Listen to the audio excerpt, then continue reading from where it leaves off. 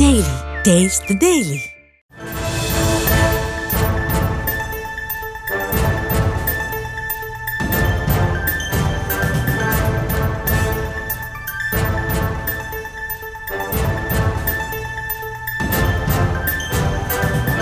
அண்மை செய்தி. அமைச்சர் செந்தில் பாலாஜிக்கு வழங்கப்பட்ட ஜாமீனை ரத்து செய்ய கோரிய வழக்கின் விசாரணையானது நடைபெற்று வருகிறது.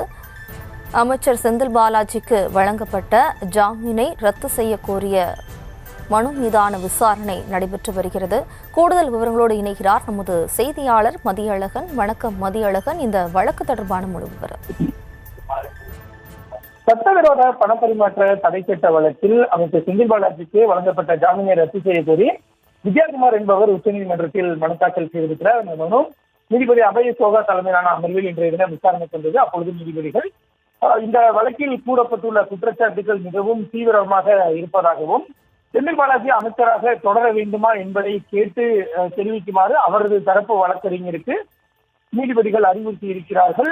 செந்தில் பாலாஜி அமைச்சராக இருப்பதால் சாட்சிகள் பயப்படுவார்கள் எனவும், குறிப்பாக இந்த வழக்கில் 212 பேர் 212 அரசு ஊழியர்கள் சாட்சிகளாக இருப்பதால் அவர்கள் அச்சம் கொள்வதற்கான வாய்ப்புகள் இருப்பதாகவும் நீதிபதிகள் தெரிவித்திருக்கிறார்கள். எனவே அமைச்சராக தொடர செந்தில் பாலாஜி விரும்புகிறாரா என விளக்கம் கேட்டு தெரிவிக்குமாறு நீதிபதிகள் அறிவுறுத்தி இருக்கிறார்கள். மேலும் செந்தில் பாலாஜிக்கு எதிரான வழக்கில் சாட்சிகளாக உள்ளவர்கள் அரசு சாட்சிகளாக இருக்கிறார்கள். எனவே அவர்கள் அச்சம் கொள்வதற்கான வாய்ப்பு இருப்பதாகவும் தெரிவிக்கப்பட்டிருக்கிறது.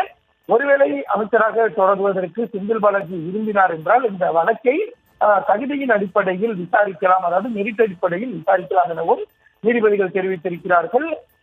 இந்த விவகாரத்தில் கடந்த முறையை தாங்கள் அதிருப்தியை பதிவு செய்திருக்கிறோம். எனவே உரிய விளக்கத்தை கேட்டு, அதாவது செந்தில் பாலாஜி அமைச்சராக தொடர விரும்புகிறாரா என்பது குறித்து உரிய விளக்கத்தை கேட்டு தெரிவிக்குமாறு நீதிபதிகள் தெரிவித்திருக்கிறார்கள். அமலாக்கத்துறை தரப்பை பொறுத்தவரை செந்தில் பாலாஜிக்கு ஜாமீன் கிடைக்கும் முன்பு வரை நேரடியாக வழக்கு தொடர்பாக வந்த தடயவியல் நிபுணர் தற்பொழுது வரை சாட்சி விசாரணைக்கு வரவில்லை என்றும் இது அவரது பயத்தையே காட்டுவதாகவும், எனவே செந்தில் பாலாஜிக்கு வழங்கப்பட்ட ஜாமீனை ரத்து செய்ய வேண்டும் எனவும் அமலாக்கத்துறை சார்பில் கோரிக்கை விடுக்கப்பட்டது. இதனையடுத்து நீதிபதிகளை பொறுத்தவரை அமைச்சராக தொடர செந்தில் பாலாஜி விரும்புகிறாரா என்பது தொடர்பாக கருத்து கேட்டு தெரிவிக்குமாறு அவரது தரப்புக்கு உத்தரவிட்ட நீதிபதிகள் வழக்கினுடைய விசாரணையை மார்ச் மாதம் 4ஆம் தேதிக்கு ஒத்திவைத்திருக்கின்றனர்.